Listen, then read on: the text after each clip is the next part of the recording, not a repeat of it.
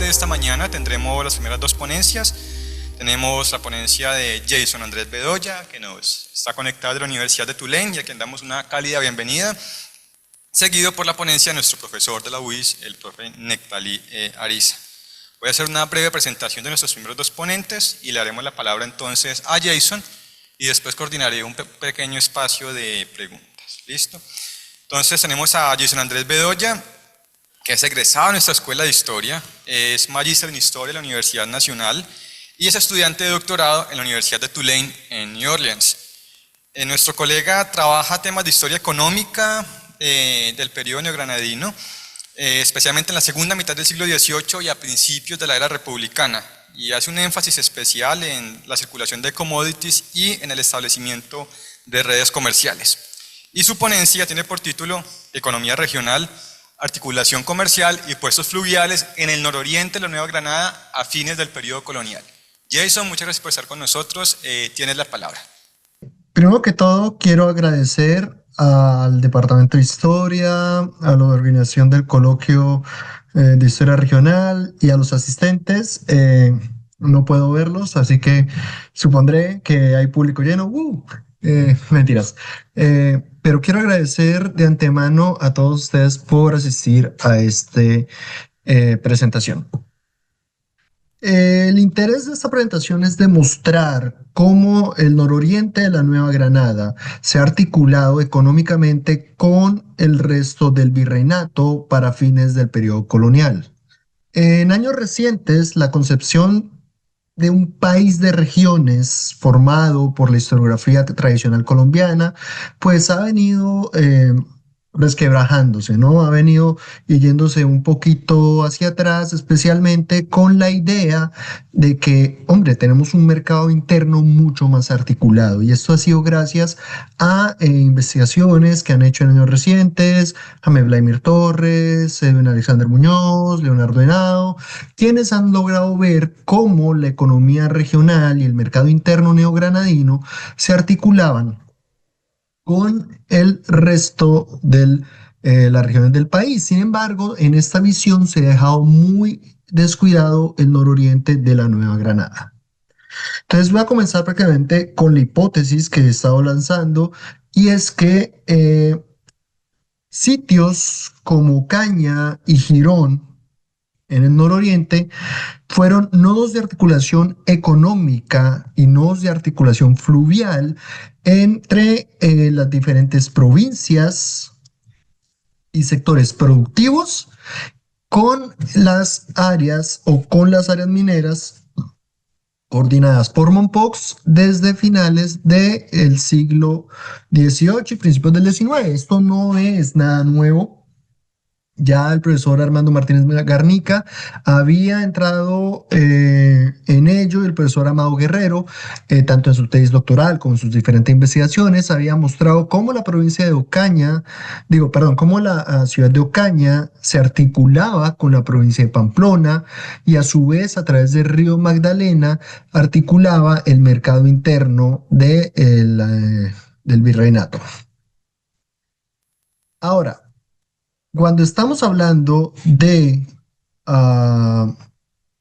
puertos fluviales en el Magdalena, estamos hablando de un conjunto de puertos que servían como eje de articulación de todas las economías regionales del nororiente. Claro, eso nos lleva a una pregunta importante: es, hombre, ¿cómo podemos definir el nororiente de la Nueva Granada? ¿Qué aspectos definen económicamente el territorio nororiental neogranadino? ¿Y hasta qué punto podemos colocar una delimitación a dónde inicia el nororiente, ¿no? Hoy en día, pues, más o menos decimos, no, pues los departamentos de Santander, norte de Santander, pero nos damos cuenta que regiones como el Cesar, regiones como Ocaña, que hoy en día ya no le pertenece al norte de Santander, hacen parte de esta articulación del nororiente neogranadino. Entonces es una pregunta que vale entrar dentro del debate. Pero cuando hablamos de los sistemas de puertos, estamos hablando de un grupo de puertos principalmente que le pertenecían a la ciudad de Girón y a la ciudad de Ocaña. En el caso de Girón tenemos dos puertos que son el puerto de Botijas y el puerto del Pedral, uno en el río Lebrija y el otro en el río Sogamoso, que eran los que articulaban todo el comercio que iba desde Girón, la Villa de San Gil, la Villa del Socorro y parte de Vélez hacia los mercados del norte de la Nueva Granada. Y en el caso de Ocaña, estamos hablando de cuatro puertos.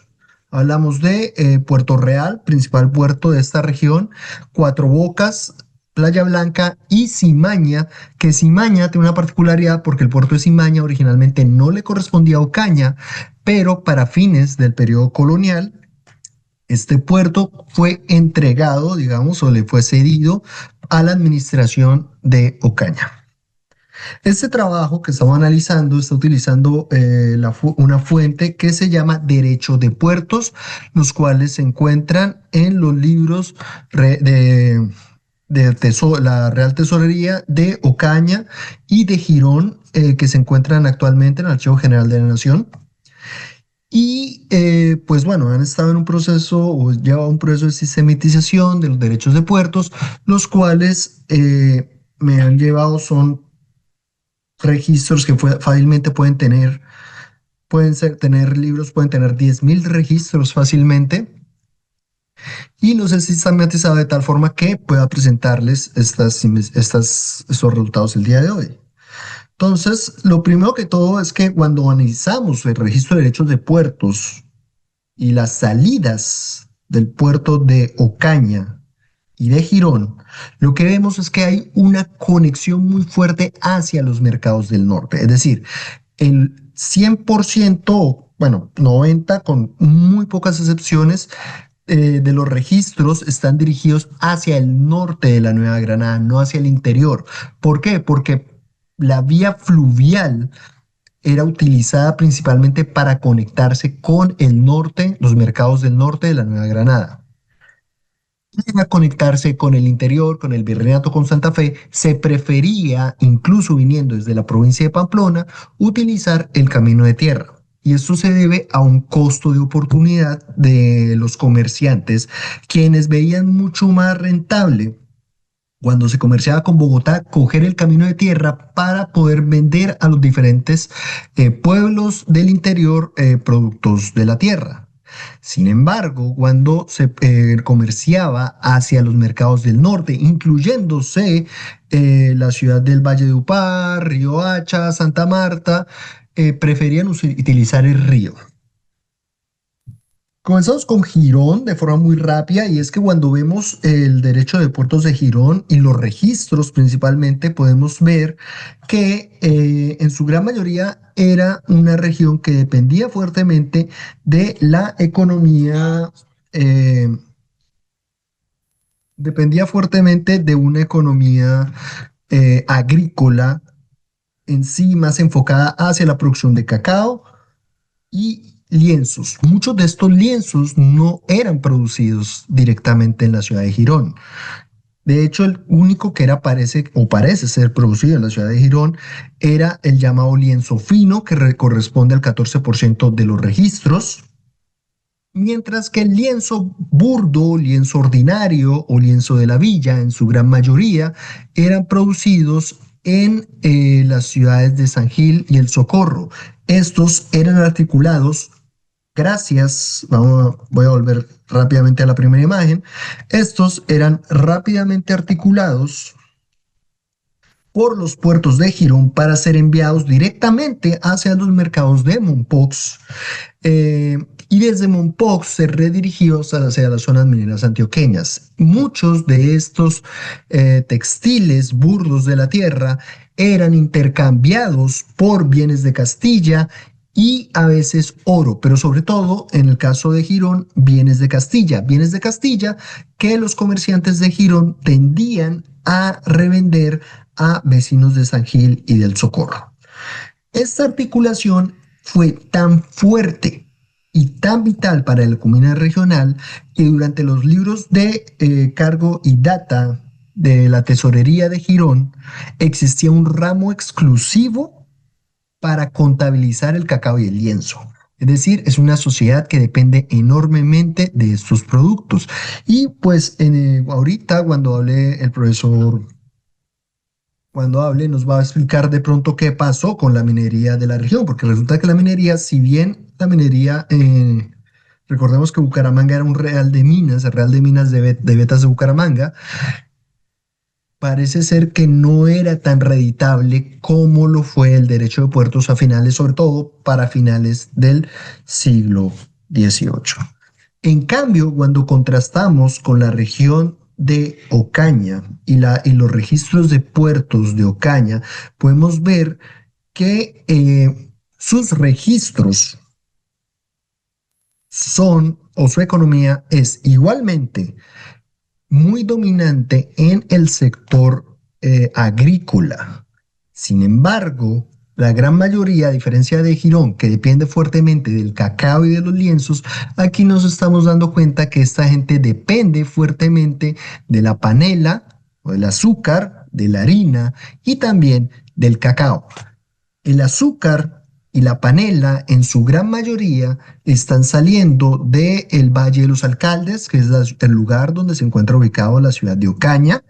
Gran parte eran ingenios locales movidos en su gran mayoría por una población mestiza. Estamos hablando de una región donde predominó mucho el mestizaje y que la labor principal de trabajo era en su gran mayoría hecho por población mestiza o libre de todos los colores, como se denominaba.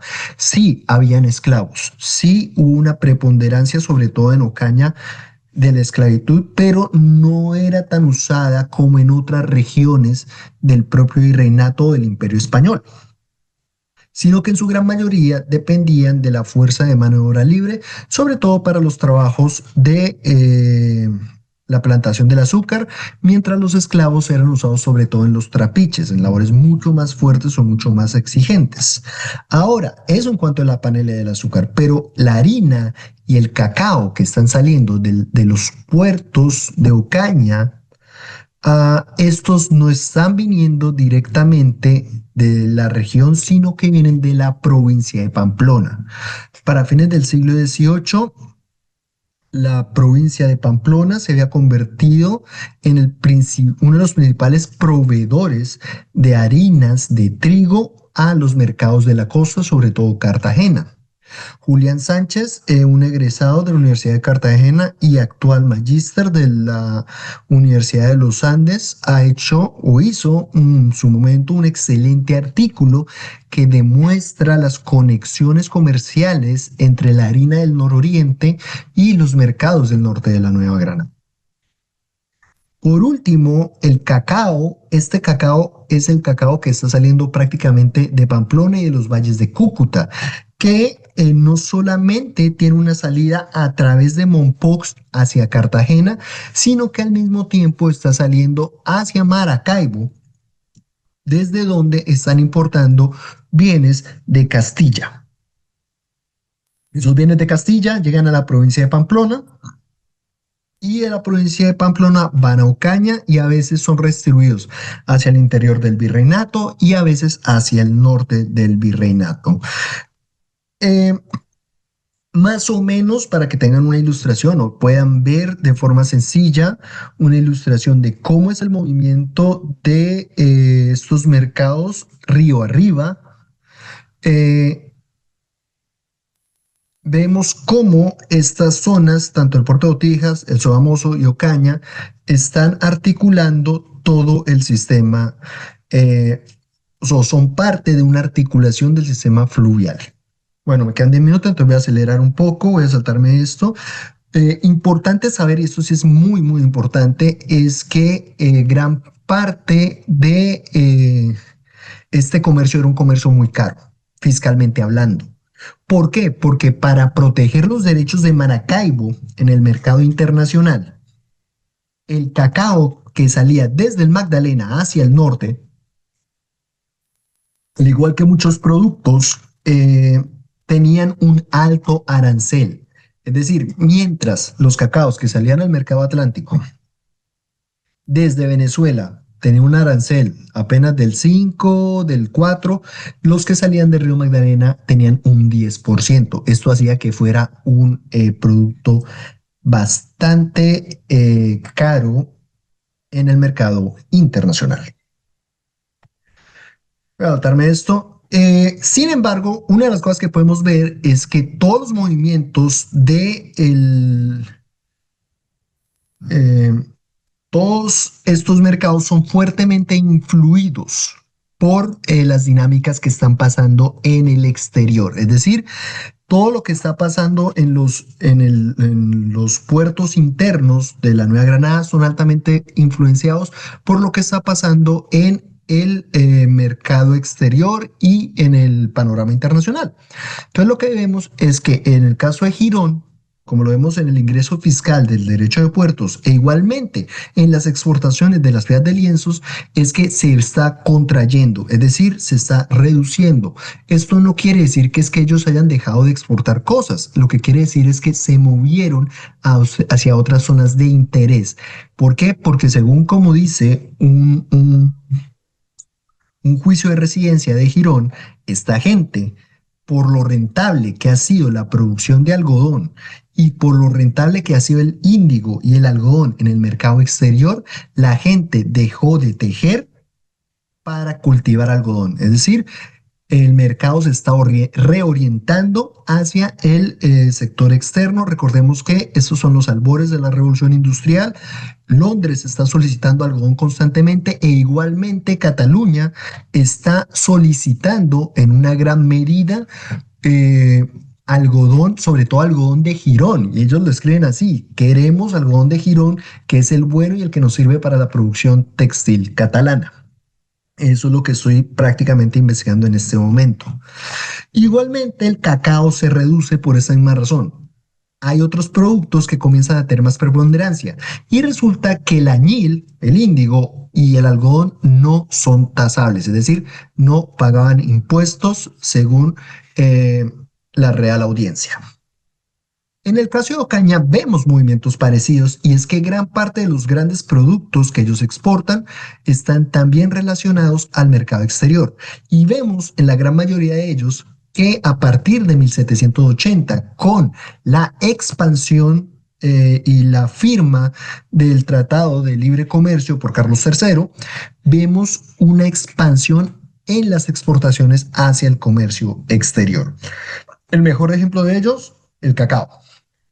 El cacao en estos pequeños movimientos a principios de siglo son relacionados a las diferentes guerras que hay en el Atlántico, pero a partir de 1780 despega. Algo parecido sucede con el azúcar y la harina. Cuando se libera el derecho de harinas, cuando el virrey dice las harinas ya no pagan impuestos, hay un crecimiento excesivo hasta 1788, que ahí para este crecimiento para darle prioridad a otros productos que son más fuertes. ¿Cuál es el único producto que no varía?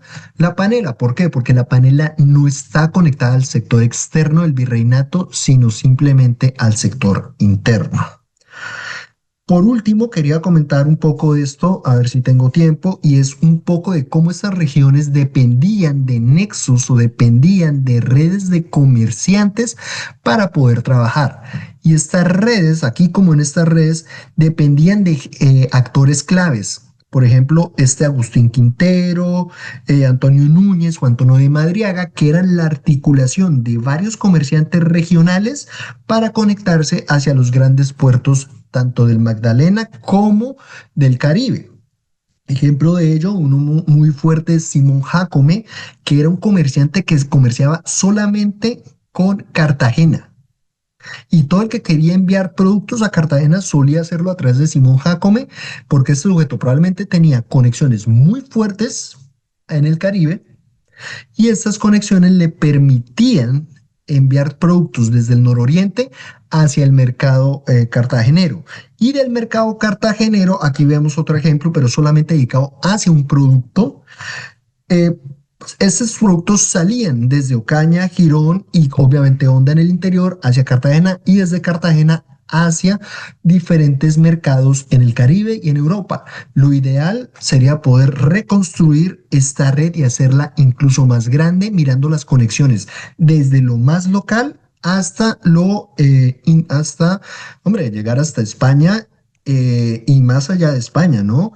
Mirar también cuáles eran las conexiones que habían tanto en Londres, en el Caribe, en Veracruz, en Cuba, etcétera, etcétera, etcétera.